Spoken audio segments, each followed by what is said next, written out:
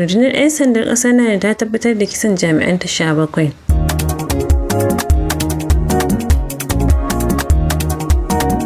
Rundunar 'yan sandan jihar Katsina ta cafke wanda ake zargin sa da satar jariri.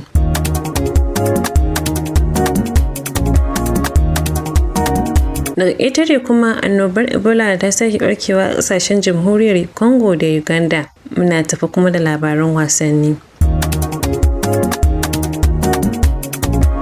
Mai sauraro Assalamu alaikum, kana tare da News Live Radio and TV ta wannan rana ta Litinin 1 ga watan Zulhaj na shekarar 1447 bayan hijira, wanda ya daidai da 18 ga watan Mayun wannan shekarar 2026 miladiya. Sunana Saudat Muhammad Lawan dauke da cikakkun labaran.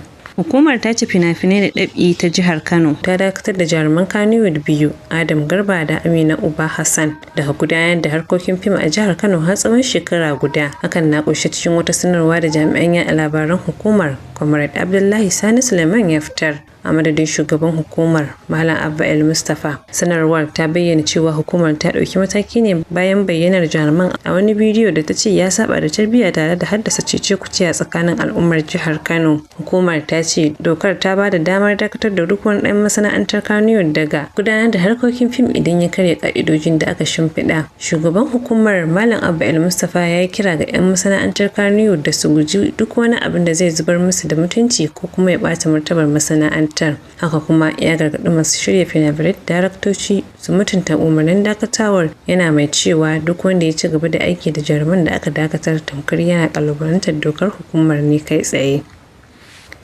Rundunar 'yan sandan jihar Katsina ta jabke wani mutum mai suna Sagir Muntari mai shekaru 50 bisa zargin shiga babban asibitin Bintuwa da nufin satar mahaifar wani jariri domin yin tsafi. Hakan na kunshi cikin wata sanarwa da jami'an hulɗa da jama'a na rundunar DSP Abubakar Sadiq Aliyu ya fitar. Sanarwar ta ce jami'an tsaron asibitin ne suka sanar da 'yan sanda bayan sun ga mutumin yana yawo cikin yanayin da ya tayar da zargi a harabar asibitin. Daga nan ne jami'an 'yan sanda suka isa wurin tare da cafke wanda ake zargi domin gudanar da bincike. A cewar rundunar, yayin binciken farko, Sagir Muntari ya bayyana cewa ya shiga asibitin ne da nufin satar mahaifar jariri domin amfani da ita wajen tsafi. Rundunar ta ce ana ci gaba da bincike akan lamarin, sannan za a gurfanar da wanda ake zargi a gaban kotu bayan kammala binciken.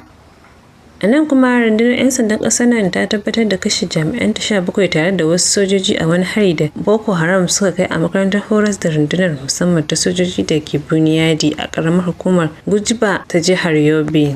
Kakakin rundunar 'yan sandan Anthony Okon Flacid ya ce harin ya faru ne misalin karfe 1:15 na dare a ranar 8 ga watan Mayun wannan shekarar. Ya bayyana cewa jami'an 'yan sanda na cikin wani horo na musamman kan dabarun yaƙi da ta'addanci ne lokacin da maharan suka kai farmaki daga wurare daban-daban. A cewar sa, jami'an sun rasa rayuka ne yayin kare ƙasa daga harin 'yan ta'adda. Rahotanni daga Buniyari sun ce an shafe sama da sa'o'i 3 ana musayar wuta tsakanin jami'an tsaro da maharan kafin 'yan ta'addan suka janye. Kuna sauraron labaran ne daga News Live Radio and TV. Kuna da damar bibiyar mu a shafinmu na Facebook akan News Live Radio and TV ko kuma akan YouTube channel ɗinmu News Live Radio and TV. A dakace mu.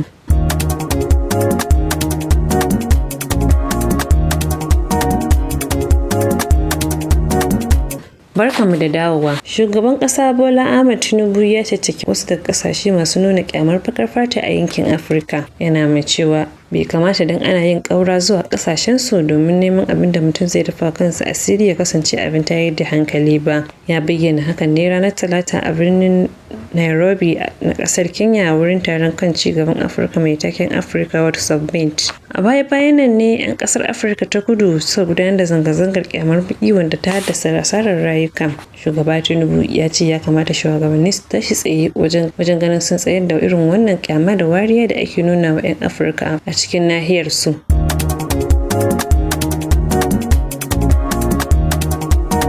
Daga ƙetare kuma, Hukumar Lafiya ta Duniya (WHO) ta ayyana barkewar cutar Ebola a Jamhuriyar Congo da Uganda. Wannan na a matsayin barazana ga lafiyar al'umma a sassan duniya. Sai dai hukumar ta ce wannan karon girman barazanar Ebola bai kai na annobar corona da duniya ta sha fama da ita ba.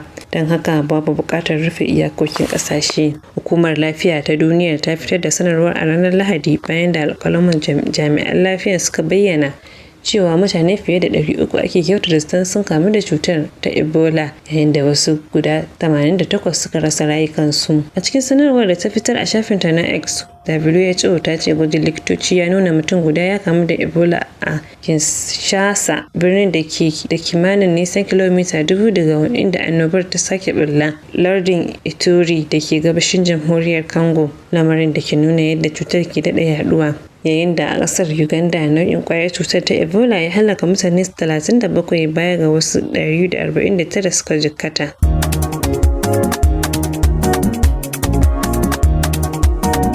A fagen wasanni, mai horas da 'yan wasan Napoli Antonio Conte ya sanar da cewa zai iya barin kungiyar a ƙarshen kakar wasan nan bayan samun nasarar kai kungiyar shiga gasar Champions. Haka ne muka kawo ƙarshen labaran a madadin sashen labarai da al'amuran yau da kullum na News Live Radio and TBC wanda ya tattara ya kuma tace labaran. Sunana Muhammad Lawan nake cewa sai an jima.